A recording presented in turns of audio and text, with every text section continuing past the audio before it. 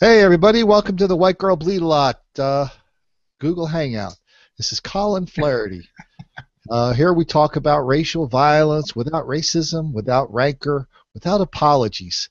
We talk about black on white crime, the knockout game, black mob violence. And tonight we're honored to be joined by psychologist Marlin Newburn. Now Marlin was a prison psychologist and a court-appointed psychologist. He had a long career, 30 years. Now he's a college professor. But, I don't think there's anybody on this planet who has heard more excuses for black mob violence and black crime and the knockout game than I have. I've heard 1,000 of them. That's what I do all day. I read stories where people do this really bad stuff, and then they come in and they give excuses for it. Well, I remember when I first met Marlin, we were talking on the phone, and he put all that in perspective. He got it all squared away, and man, it is really an honor. Marlin Newburn, thank you so much for joining me here tonight. No, you're welcome. Glad to be here. So we talk on the phone a lot, and when we do, I'm always saying, oh, man, we got to do this Google Hangout, so I'm really looking forward to this, because you're saying things to me anyway on the phone, I think are very important. You're not excusing. You're telling people what the hell's going on. Like one of the things I find interesting is when you talk about all the case studies that the studies you've done of the criminals. What do you call them? Not case studies.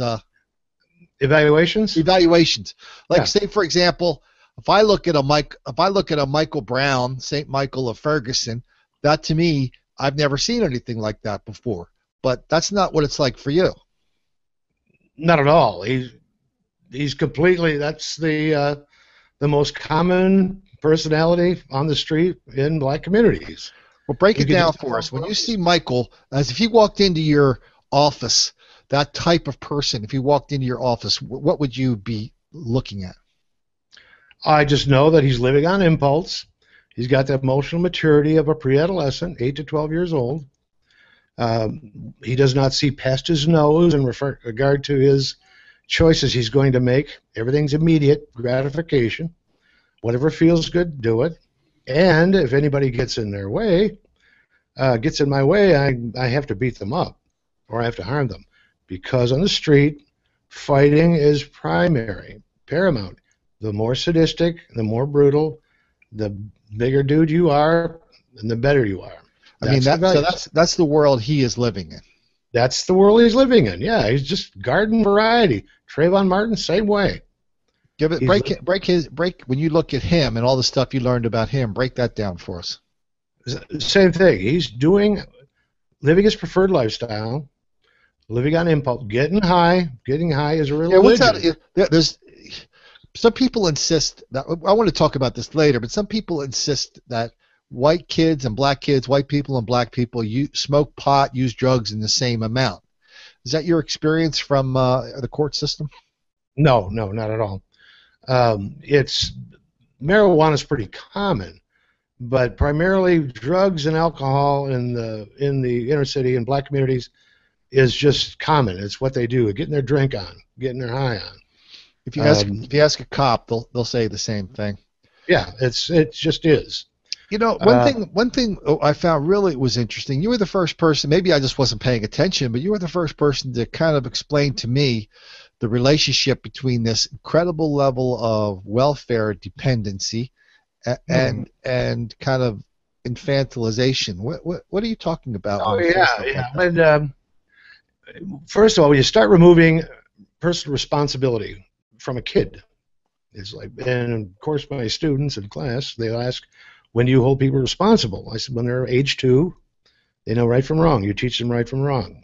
And from there. Now, if you do not, and then you keep bailing them out, and then you keep making excuses for them, and then you keep rescuing them and removing personal responsibility, there's no incentive or neurological growth to grow up, to mature, to make you realize whatever decision you make get you where you are today. I've had murderers in prison tell me, I can't believe God let this happen. And I would say, these are black guys from the inner city. I say, did you murder these people? Well, yeah. I said, so it's God's fault.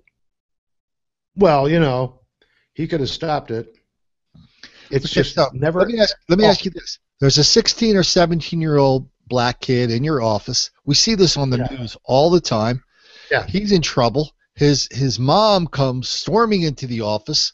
More often than not, what happens? That's a guarantee that he will be a repeat offender. I guarantee you. I will bet you a year's pay. If the mom comes in and does starts, that, and one thing I notice when parents do that, they want to be in there when you're evaluating or talking to their kid. I want to be here. Well, right now I'm going to talk to them. I'm not a cop, so I need to talk to them, get their opinion. No, I'm going to be here. Or if the parent, I'm just talking to the parent, they'll be very kind and sweet and loving and all that sort of thing. I mean, they're civil. But they say, I'm going to bring my son or daughter. If the daughter's in trouble too, I want to bring him in here. Okay.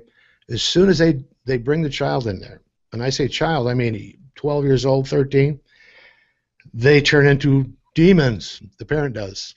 How dare you? You should be understanding and caring. they're talking about you are the demon. I am the demon, yes. Now, so how often does that happen when a parent will? I mean, we see it on the news all the time. There's a kid gets arrested. The mom will come up. We just saw this in the most famous case of this, to me anyway, was a few months ago in Indianapolis. A cop gets out of the car to confront somebody carrying an AR-15 rifle in the ghetto of Indianapolis. Yeah. The guy takes the gun, shoots the cop. The guy's family said he is a nice kid. The cop never should have gotten out of the car. It was the cop's fault. And how often do we see that? And in a criminal's life, yeah, it's standard. In a criminal's life, it's standard. The thing is, the black community has got politicians that do it for them. Anywhere you have an inner city, you have a Democratic. Let's not be talking about politics too much, but no, we can talk about politics. They have legions of people to make excuses for them. Well, here's the thing. Last night the president is on BET. Oh, and he's telling everybody it's all about racism. Yes. Isn't that kind of like taking to what you're talking about to the extreme? To the extreme, yeah. He's guaranteed another generation of criminal behavior and an increase in it. One of the things the street black thug, and I call them thugs, not what I'm evaluating, but they call them thugs. One thing they believe is that because there's a black president, we're in charge. They're extremely tribal. It's a black thing. We're in charge now. I can do more. I can do this. You've had people tell you that in prison. It sounds like. Yeah, in prison. Yeah, sure. The ones that belong in black gangs, even the Nation of Islam, which it's a hate group, and I'll go on record for saying that. I mean, it's hate white people. Hate Asians, hate Jews. And so we've got this I want to get into more specific stuff, but long as we're on the topic, so we've got this president, attorney general, and all these cabinet members. It looks like everything they do, it looks like they're looking at it through the lens of race. They seem extremely race conscious. It is a religion. It is a religion that they have this imaginary love affair with pain. We are put upon, we are abused, we are just mauled. Who kills who the most in the inner city? And who's doing all this abusing? Black people are doing this abusing. Well, in their fantasy world, who's responsible for all this bad stuff? The white people? White people, yeah. If all these opportunities were not available to me, and I stop them right there when I'm talking to them, counseling, I say, wait a minute. Just by your race, by your color, you can get a job. You can get a promotion, and you will get a promotion over somebody more qualified than you. You have 50 years of set-asides, preferences, everything laid out, and you really don't have to qualify for anything. Show up. So let's start from the beginning. The school was bad. A lobotomized beagle, if they could speak English, I would learn something. You are illiterate. You can barely write your name. How do you get to be 19 years old and you can barely read. But I How does read, that happen? but I read these books. I listen to these people that say that the reason there's such a disparity in schools is because too many white people are teachers. Too many white people teach black Detroit's children. had no. Detroit's had, and Pontiac, Michigan, and Flint. Vast majority of teachers are black. Okay, and all that's happened is the quality of education has taken a nosedive, and so the argument that it takes a black teacher is ridiculous. I've had black teachers, professors, black instructors in the military, black instructors, and I'll be darned if they didn't teach me something. Well, There's always a ready-made excuse for a street predator. There's a book out called Courageous Conversations. That's the manual that teachers use when they go to a seminar. The seminars are conducted in hundreds of school districts around the country. A guy named Glenn Singleton and his people come in, and they teach the teachers. The way it works is you have a lot of, usually if there's some older teachers, but a lot of newer teachers, a lot of new white women, young white women teachers. Oh, yeah. The first thing they do in these classes is they explain to these fresh college graduates that the problem with black children, the reason there's a disparity, is not because of income, neighborhood, police, mother, father, all this stuff. There's only one reason for all this disparity, and that is white racism, and you are the problem. You thought you were the solution. You thought you were coming down here to solve things. You're the problem. And they really kind of shake a lot of people up. Oh, and by the way, if you raise your hand and you go, I don't think I'm one of those people. They don't fire you. But in the teaching game, they say we're not going to renew your contract. Yes. Yeah. So 50 years of this, relieving responsibility, special treatment. I mean, behind every program, what these set-asides are talking about, isn't the backstory of every one of these programs white people are evil and white people are keeping you from what is yours? In their intelligence and their thinking, they believe they're righteous and they're helping. It's pathological altruism, of course, stick helping.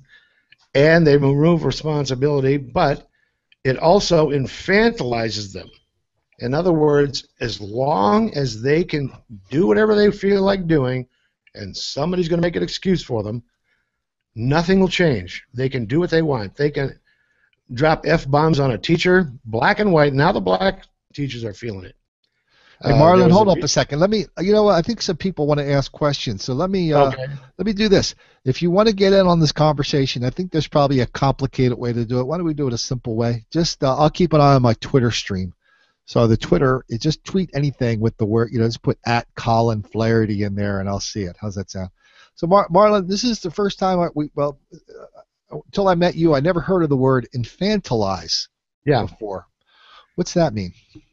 Infantilizing is when you remove responsibility for somebody's choices, for their decisions, and remove the consequences. That's a big one. What happens is that person learns to make poor decisions, usually immature decisions, impulsive decisions, and they realize it works for them. And so every day I look at these videos from schools, grade schools, high schools, and right now the Department of Justice is going around to school districts saying if there's any difference in discipline between white children and black children, that could be one reason only for that, because of racism. What's the practical consequence of that kind of decision? That'll increase the violence. I guarantee you that. That will increase the acting out, increase the assaults, increase the behavior problems in school. It'll turn into a war zone, really. Eventually, Marlon, I'm sorry to tell you that only 99% of the teachers I've ever met will agree with that. So there's still a 1% difference there. So here's the thing, teacher. Now it's not just kids beating each other up.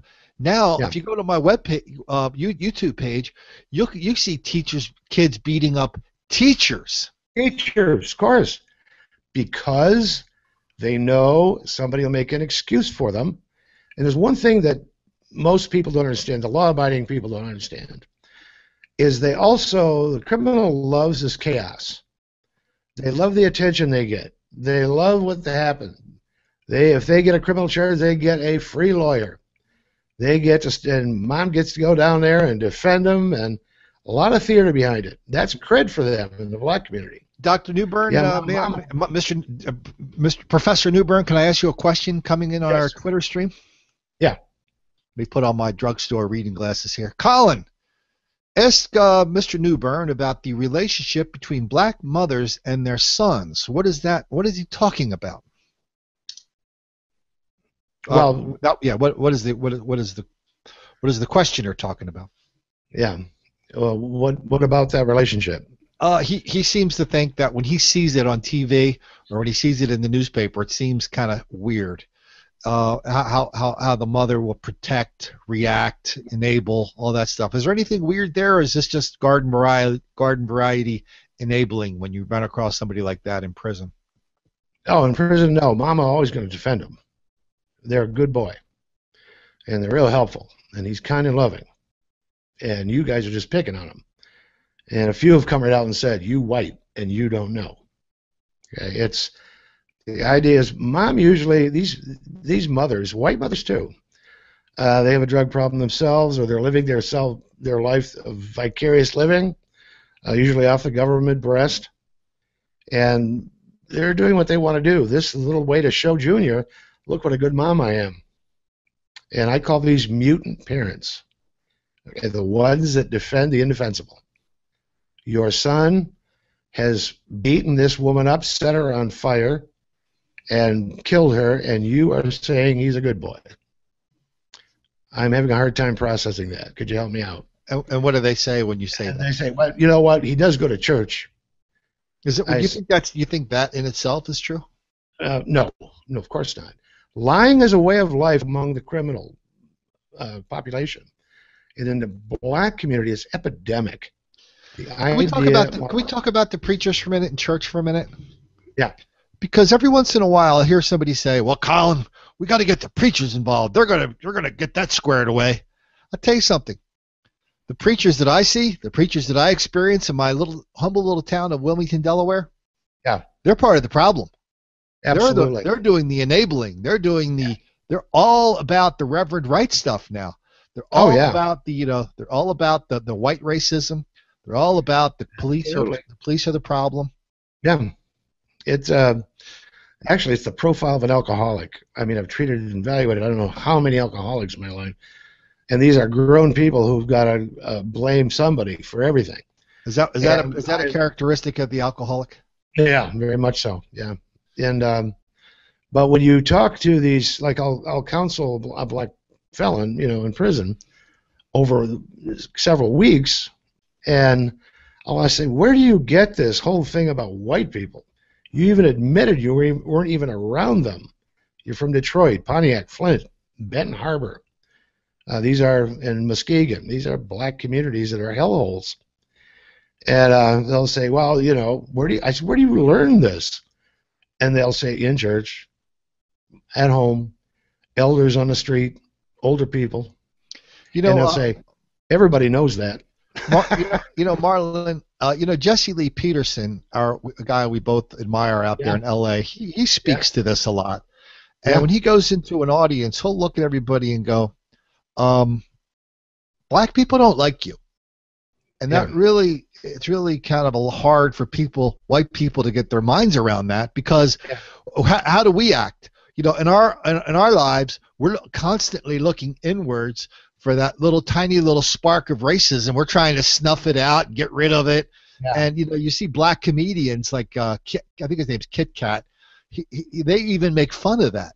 But the fact is, all this violence that goes black on white. I mean, sometimes we hear people say, "What's behind that?" and they give all the answers, the excuses, right? Well, at the bottom of it isn't. I mean, if you're going to go up and punch somebody in the nose or kick them in the head, it's because you don't like them. Yeah. Yeah. So, where does all this? Sorry, I was just going to ask, what about where does all this racial resentment come from, and why does everybody take such comfort in it? It's because they have this distorted and perverted idea that it's liberating for them to blame somebody else. But it's really out of the thought processes of a pre-adolescent. If I can have somebody, that means I'm good. If I take responsibility away from you and you can do whatever you want and I'll defend you, I have carte blanche, and I will stay that way. I will never grow up. I'll become infantilized, a little kid. As a matter of fact, me and several others, not in a pejorative way, but we would say, you have people out, prisoners lined up to see you. How many kids do I have out there? That's how I'd say it. How many what? How many kids do I have out there? Yeah. Yeah. Okay, that's what you call the prisoners. Yeah, these are the ones, that I finally have in prison because they have an emotional maturity level.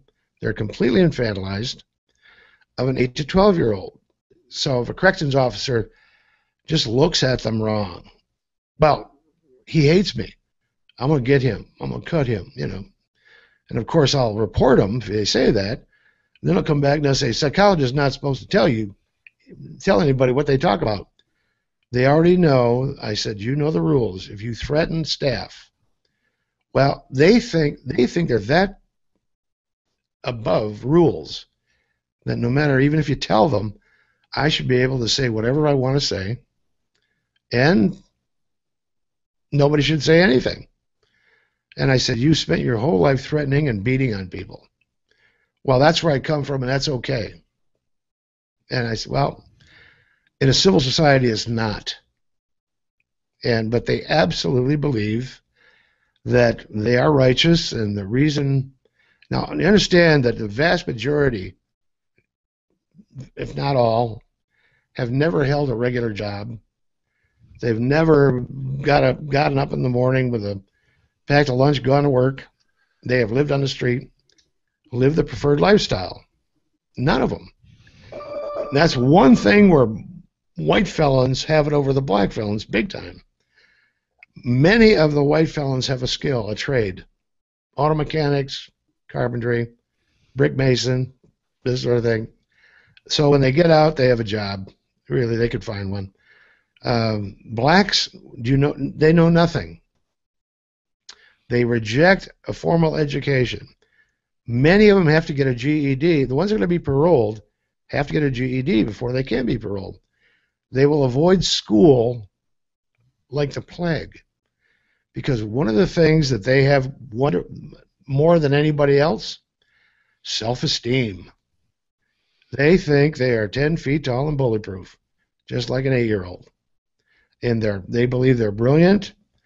They are, if they can, formulate a sentence more than 10 words, they are right up there with Rhodes Scholar.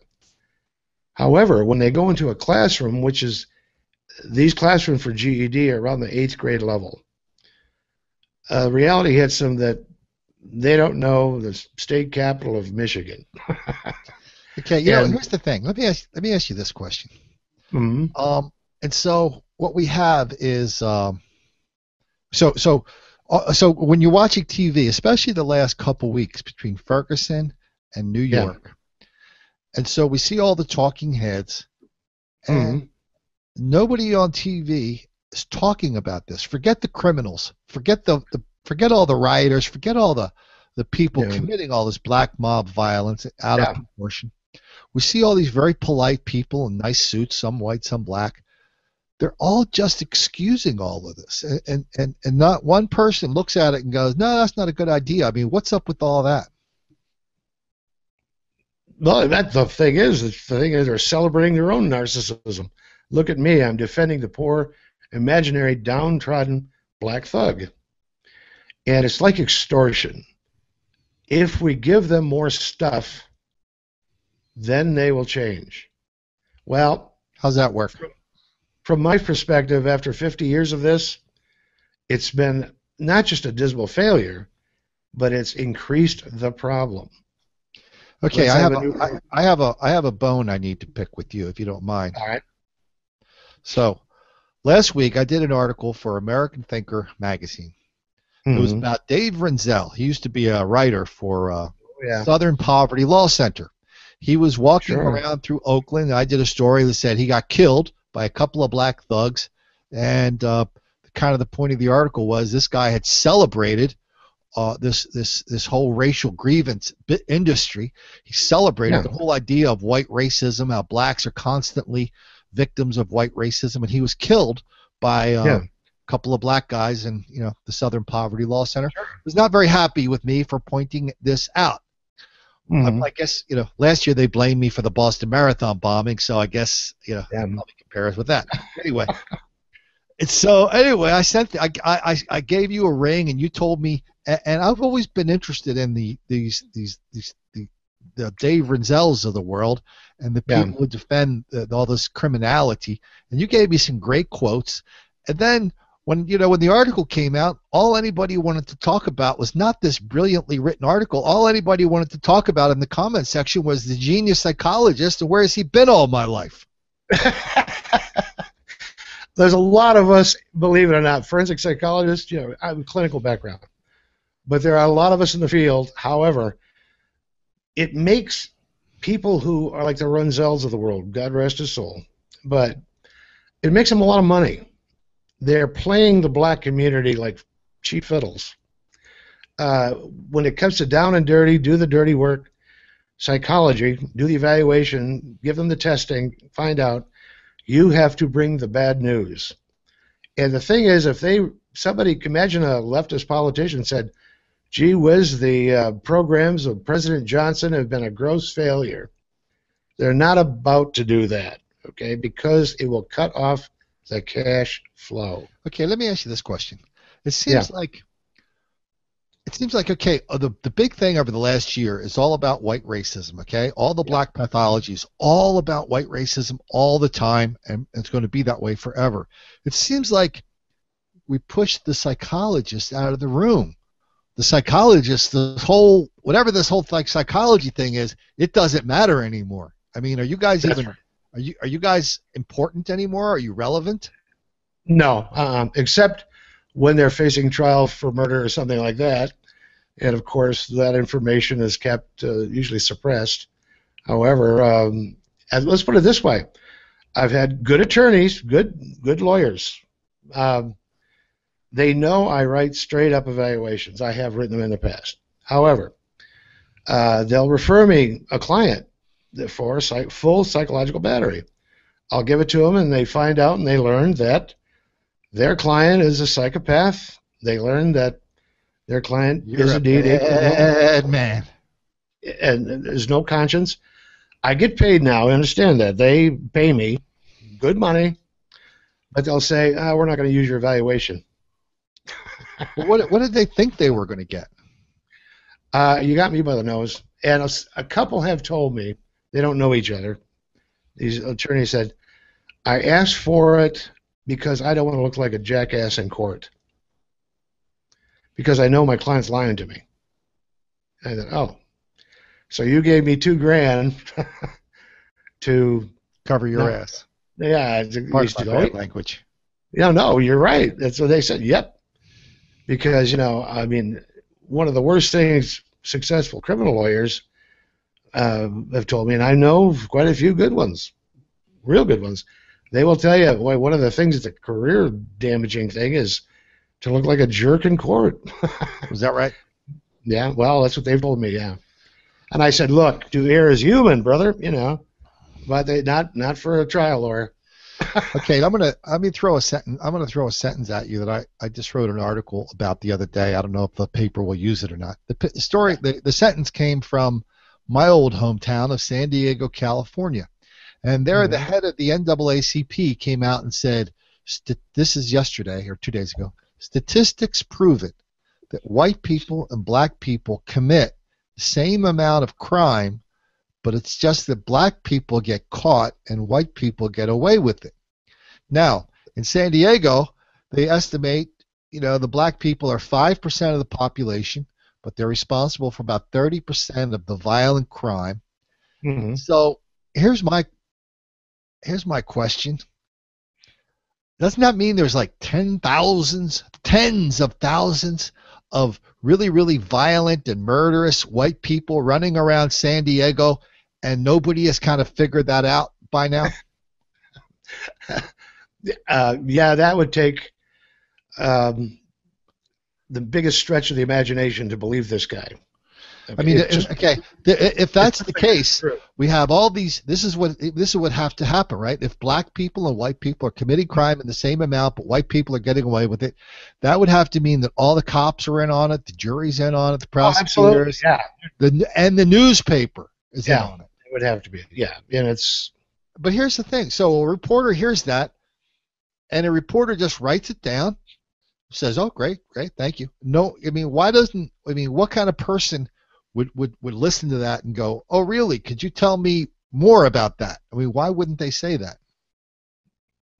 Well, it's because it's not part of the game plan of infantilizing black people and feeling sorry for them and being kind and nice. Over half of all violent crime is committed by 3% of the American population. That's black males between the ages of 14 and 35. 3%.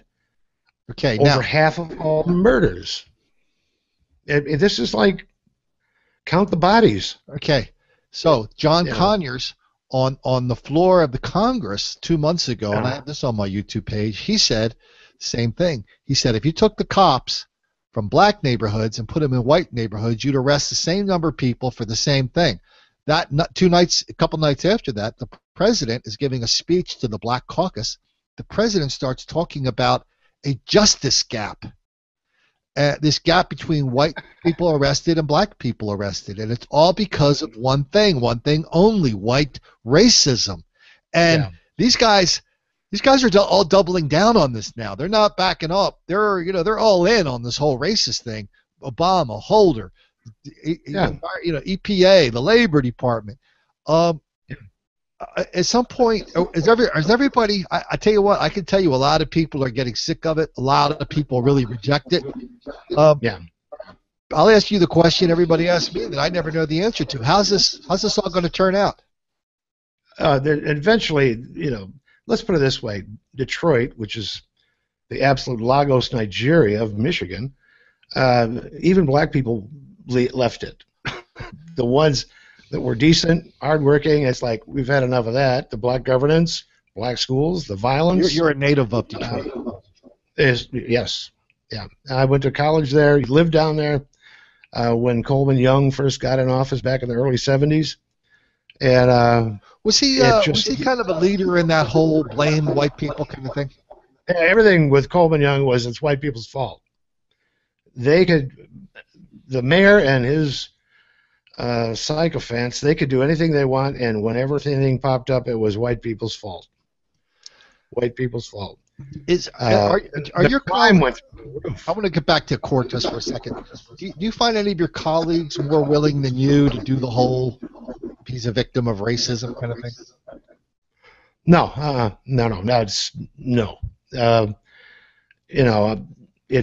get them in groups and I'll say, what do you think when a potential employer tells you no? The fact is, in reality, employers will say no. Somebody's going to say no to us in our lives. And the fact is, plus these guys, they're so infantile. They turn into latrine lawyers. We used to call that in the Army. If a cop wants to stop them, they all of a sudden want to become this latrine lawyer. You have no right to do this, and you have no right to do that. Boy, I see a lot of that now. Of course. I mean, that's been going on since I've been in my career. They'll turn in, for instance, Michael Brown walking down the middle of the street. In black communities, that's common. Kids walking down the middle of the street and stopping traffic, and they won't get out of the way. They do that. Until a cop shows up, move up. Of course, they got to drop some F-bombs on the cop. They can say anything they want to a cop unless they put their hand on them. So the cop will get them out of the way. It's just fun to do. The black felon likes to humiliate their victims. It's all muscle, power, and humiliation.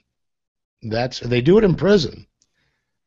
So you get one of these white guys selling meth on one of the small towns here in Michigan, outside of the black communities, and he gets sent to prison. And he thought he was a tough guy. Well, these guys automatically zero in on him and, beat his brains in. And these guys want to get out of prison so bad, they have no idea these people You're talking about a white kid. Yeah, yeah. They get an education. Could you say, why do they whine about so many things? Could you tell us what a Bronx jury is? A Bronx jury? Yeah. A Bronx jury. I don't know what that is. A Bronx jury, I just learned this a couple months ago from David Simon, the creator of the TV show The Wire. A Bronx jury means a black jury will not vote to convict a black. Oh, yeah. Yeah. Yeah, the stack jury, we call it, but because they think they're doing good by removing responsibility and rescuing from a consequence. This is epidemic in the black community.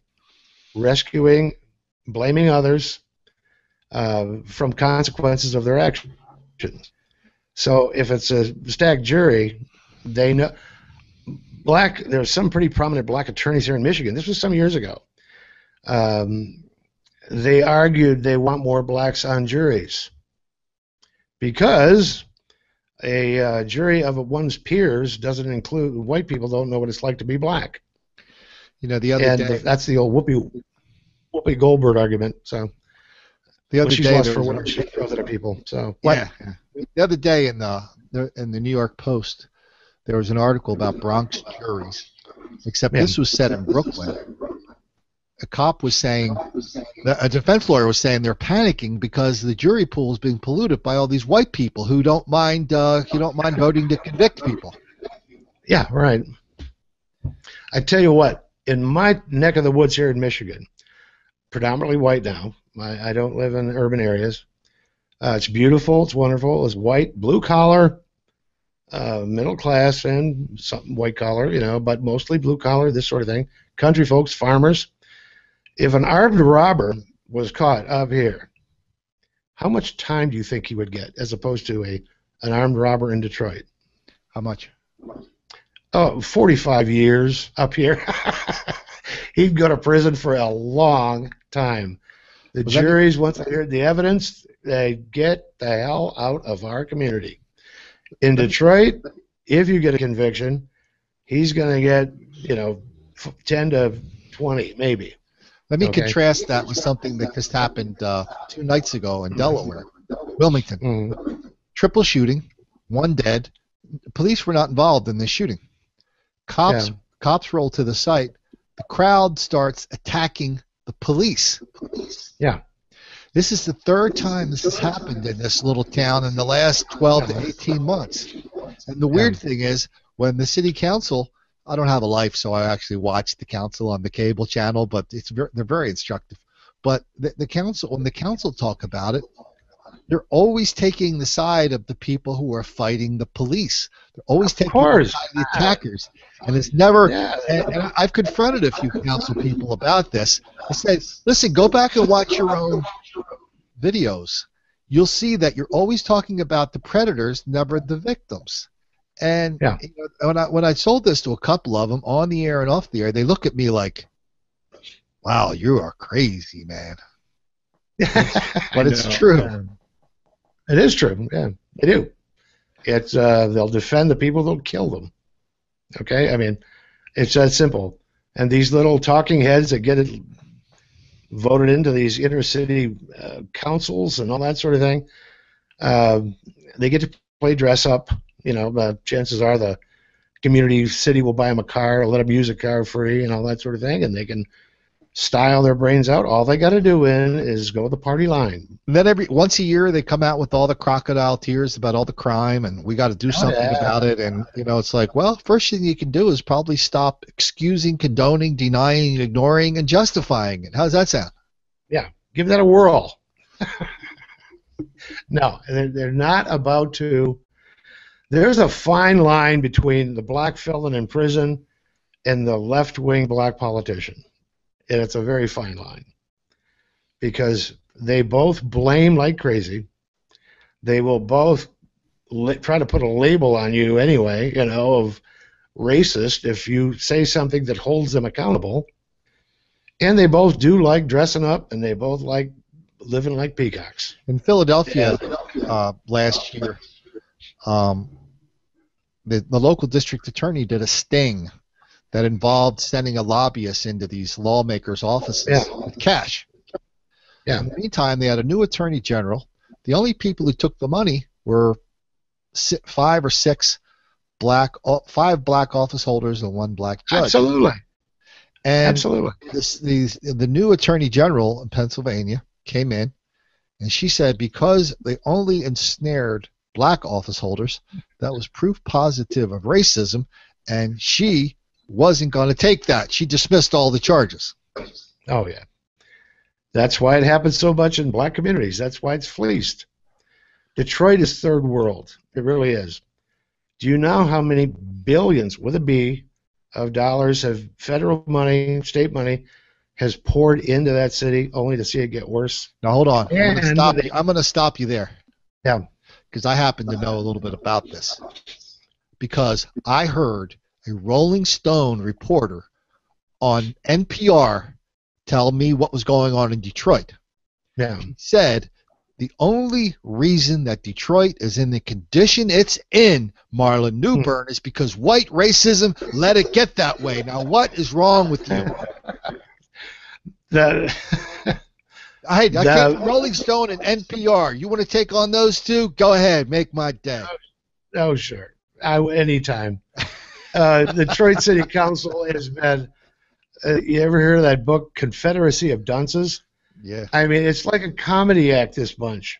They fight like children, call each other names, can't account for millions of dollars in their budgets.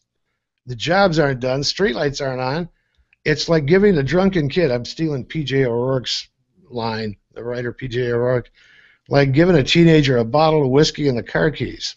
Hey, you know what? And it's like, hey, you know something? though? There is, however tiny, there is a green shoot in Detroit. What you probably know that earlier this year in January, the chief of police went on TV and said, "People, we can't defend you anymore. Get a gun." And within the next 3 or 4 months, there was, I don't know, 10, 20, maybe even 30 people were shot in home invasions. Oh, yeah. Yeah. Well, it's because finally they got a conservative. Now, he admit, this new police chief, that the first time since early 70s they have a white mayor. He's a Democrat. And they have a conservative black police chief. He admits himself, years ago, he was liberal. Then he was a police chief of a town on the East Coast. I think it was in Maine. And they had there was no condemning citizens who protected themselves. And he said that was an incredible learning experience for him. An armed public, legally armed public, is a safer population. So he hired him for Detroit, and he's saying, look, defend yourself. Protect yourself. And I think the crime rate in Detroit has plunged. It has since he's taken over. Yeah, it's like he will not accept excuses. Can I take a second to give a 30-second rant on crime rates? Sure. So the crime rates between white people and black people are, like we just talked about, astronomically out of proportion. But absolutely. Even then, they're not accurate. Like, for example, in the city of Baltimore, they have a party. If they call it clearing. If they can figure out who committed half of the murders, that's like astronomically good for them. You take one step out of the city into the county, they're clearing 80, 90, 100% of the murders. Absolutely. And so all of a sudden, we have all these murders that don't show up in the categories of, like, who's committing this crime. In Detroit, the clearance rate is 25%. So as bad as the numbers are, they are way, way worse. Yes, because of the no snitch rule in Detroit. No snitching, witness intimidation. Oh, yeah, yes. In Philadelphia, the district attorney said witness intimidation is now at epidemic levels. 16 months, they brought 2,500 cases. That's only the ones they prosecuted. Yeah. So we got that. We got stitches for snitches, witness intimidation, In Baltimore, New Exactly. York, they now brag that they're only arresting half of the people they Yeah. arrested a few years ago. Then you go to a Sure. Bronx jury, and so Mhm. even if they arrest you, the jury's not going to convict you. In That's right. Oakland, in Oakland, And a couple of years ago, they put in it's called Shot Spotter. All these mhm. microphones on these like telephone poles, and Yeah. they send a cop to where a gun is gone off. They Yeah. found in the first three. This comes from the New York Times. They found in the first 3 months in Oakland that 90% of the gunshots were not reported. Then we have Melissa Harris Perry on MSNBC saying that there's a lot of domestic violence and rape among black people that is not reported because black women believe black men will be the victims of white racism in in the criminal justice system. That's She's a six. poster girl for excuses. Come on. That's 6 reasons, 6 solid reasons why the crime rate, as bad as it is way worse. And guess what? If you want to throw the Oriental crime rate right in here, Mhm. well, that's like a nuclear argument buster Oh, there. of course. Yeah. Yeah. Why don't She they is commit just some crimes? Who's that? The Orientals, the Asians. Very rarely. So they're too busy working, studying, this sort of thing. I have evaluated probably in my career three Orientals out of all the years I've been working. So So is there any chance that's it. is there any chance they're actually committing all these crimes, but they're just getting away with it? No, no. There's a thing called shame, a healthy shame in the Asian community, where you do not bring shame upon the family. It's like when I was growing up, we didn't act out because it would make the family look bad. Okay, well, obviously I'm from the '60s and all this sort of thing. I never bought into that, leftist crap. I was in the military. But the thing is, there's a sense of family honor, and you do not cause trouble and bring. Remember the Asian schizophrenic. I'm not making excuses. He was known as schizophrenic Asian. I think he was Korean. Yeah, you're talking about the guy in Virginia. Virginia Tech. Yeah. The family went on record apologizing. We are sorry to America, to Virginia Tech, for what our son did. Can you imagine a black person doing that? But it rarely happens. Now, one of the chapters in my book, that's scintillating bestseller, White Girl Bleed a Lot, is about black on Asian crime. I mean, every single one of these store owners, they're robbed in the store. Yeah. They're off. They're very aware that people can follow them home, do the home invasion there. There's an enormous amount of black on Asian crime. In San Francisco, they did a study of it. They figured out that like 90% of all the assaults in the city were black on Asian. Oh, yeah, because you understand that the black predators, they pick on what they believe the easiest targets. Somebody they think they can humiliate, beat senseless, really hurt them without too much damage. May I stop you there? Yeah. I'm told they do it because of desperation and they need to buy a loaf of bread for their starving little brother. Never. That is the biggest lie, among the criminals. They have never stolen to eat. They have never done that. They do it for recreation a lot of the times. They just say, I'll ask them, which most clinical psychologists don't ask why questions, but once in a while you can't help yourself. And I'll say, why did you do this to this old person? Why did you do this to this, I don't know, some dude? Bored. There's a lot of there's a lot of 65, 70, 75. I'm thinking of a 911 call I heard of a couple of people in their 90s who were the victims of black home invasion robbers. The level that it's hard to measure this, but it's not hard to figure it out.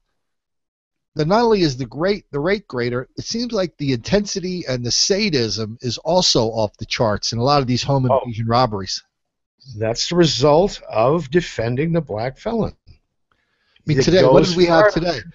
How many in the last 2 weeks there have been 2 black murders where they set the girl on fire. Yeah. Well, in my line of work, that's one of the things that black males, young black males, do. It's the ultimate in humiliation, and it could be a black female. They'll send them on fire as well. It's the ultimate dehumanizing thing to do. Understand that the most vicious among black predators, the more vicious and heartless you are, the more status you have in their group, in their community. So You know, anybody who's ever listened to rap or read rap lyrics cannot agree with that. Yeah, I mean, come on, it's a celebration of sadism, indulgence, no impulse control, addiction. It's these are hymns for the thug world, for the criminal world. You know, we only have a couple minutes left. Let me kind of go full circle here. The reason I wrote White Girl Bleed a lot, and the reason you and I are talking on this Google Hangout on air right now, is because we don't learn about this in the press. No, and I'm stepping up the thing about writing more and publishing, working on that book again, and back to another edit. So, but the thing is, it's been common in my field. So a lot of people, they'll buy a home in a gentrified neighborhood, and they don't know, or they'll send their kid to college in a certain place, and they don't have any idea what they're in for. Correct. They don't. So that's why what we're doing here is actually kind of important. Yeah, I think you've probably saved more people's lives with your book just in the last year. I swear it, I'm not just telling it to stroke you. I'm telling you, you have probably saved more lives with that one book than all the do-gooders in the last 20 years. Oh, well, thanks. The fact is, really, I mean, think about it. Well, how many people have written a book like yours? And I'm thinking, if somebody else had written a book like that, the book would like kind of fact-based, no racism or rancor, I would have said, fine, it's already done. No, and if somebody who had started busting these reporters for consistently misreporting these stories, I would have walked away from it. But the reporters are so oblivious.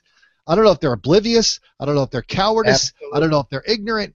But for one reason or another, they won't connect the dots. They won't tell people this unbelievable level of racial violence happening. These are the same reporters that do stories about black colleges, black churches, black radio, TV, newspapers. But when you ask them about what's up with this elevated level of black crime, they look at you and they say, Colin, I'm colorblind. So what is it about these guys that make them so eager to ignore all this stuff? It's strokes their egos.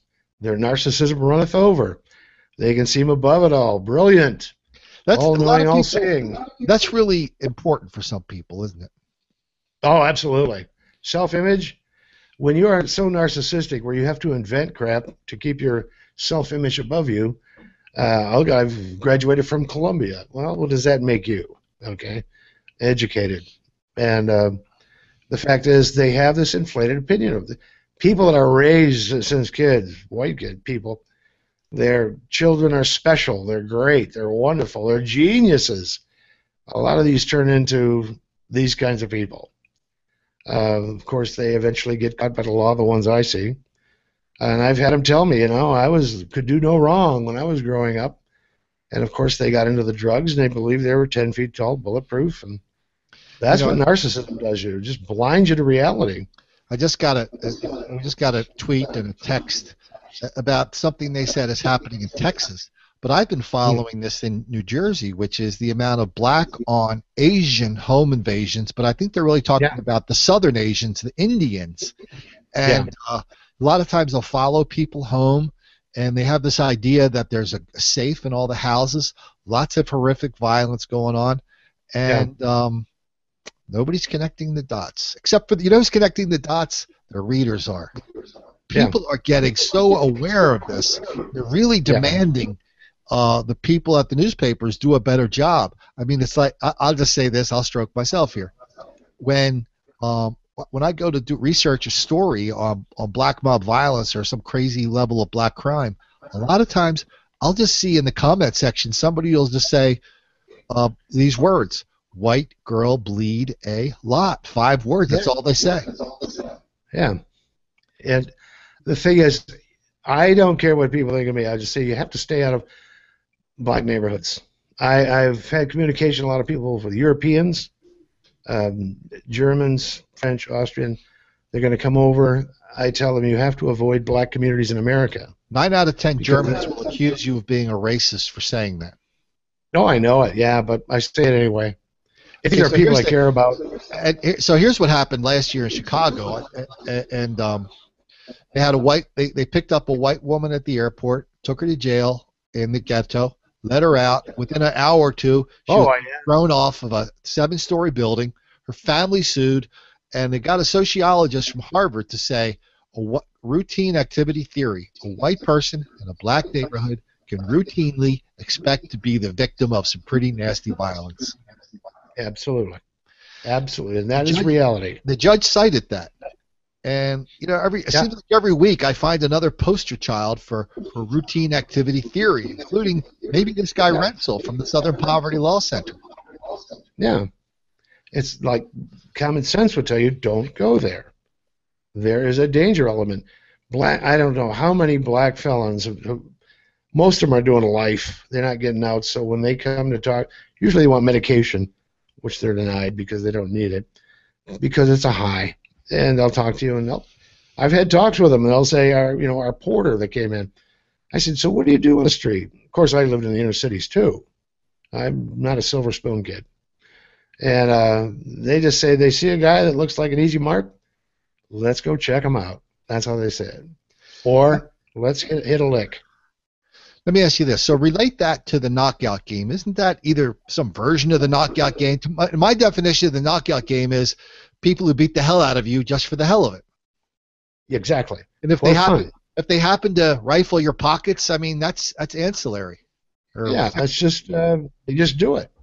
Look, when they get thrown in jail, who do you think they run into in the jail on the cell block? Who? Their friends. Oh, that's right. Yeah. They say this is not a foreign environment for them. First of all, they got cred. They went to jail. They're in there. Their homeboys are in there. Hey, what's up? Friday's chicken day. I mean, I had one tell me that. Can I get out of this? I was doing a jail evaluation. Can I go now? Why? It's Friday. It's chicken day. No, you got to be here for a little bit more. So, I won't get the best pieces. It's no big deal. There's no shame in going to jail in the black community. Okay, their homeboys are in there. They're not lonely, and all they want Mama to do is put a few bucks in their jail account, so they can buy some potato chips and Slim Jims and all that sort of thing. And that's when they come to prison, same thing. Hey, this is cool here in this one. I worked in 3 prisons up here. This is cool in this one. I got about eight of my homies here. It's like family. We're almost out of time here, so let me just kind of wrap it up and tell people where they can find this. This is going to go on YouTube. I'm going to give our listeners and viewers some homework, Marlin. I'm also going to make a podcast out of this. If anybody knows a psychologist, ship them this copy of this tape. If you know any cops, don't ship them the tape. Just ask them just tell them, hey, I heard these guys say this and that the other day. See what they say. I guarantee you, I know what the cops are going to say. The cops are going to say that's what I would say if I were allowed on TV and I wasn't going to get fired for it. So anyway, they would. So in wrapping up, let me just say that listen, come over to our YouTube channel. Sign up for my go to my whitegirlbleedalot.com. You can sign up for my newsletter. I've got a book. I published a little ebook on the knockout game where I put together some stories and links. It's the most links, stories, and videos ever assembled in one place on the knockout game, and you can get it free if you go to my webpage. Just sign up for it, blah, blah, blah. Man, Marlin, you're really knocking it out of the ballpark here tonight. I hope we get a chance to do this again. Oh, yeah, let's do it. Come on, let's keep getting the message out. We could save a life, So the mental health portion of this is not a mystery. It's common sense. You don't even need a psychologist. A good cop can tell you the profile of a street predator, a black street predator. And they have. So anytime you want, let's do it, bud. Marlin Newburn, every time I write an article with you in it, everybody always wants to talk about what you're bringing. I think you're doing the most important stuff and psychology in the United States of America. Gosh, I Oh, wish, when I do all these talk radio shows. I think on like half of them, I'm going, hey, there's this guy named Marlin Newburn, and here's what he says. And they all go, boy, Colin, you're very smart for saying what Marlin says. I go, hey, thanks. Anyway, listen, this is great doing this. I hope everybody got something out of it. Hope you'll hope you'll subscribe to this on YouTube. Keep an eye on us. And Marlin, it's been great having you. Say goodbye, and we'll get out of here. my pleasure. So long, Marlon.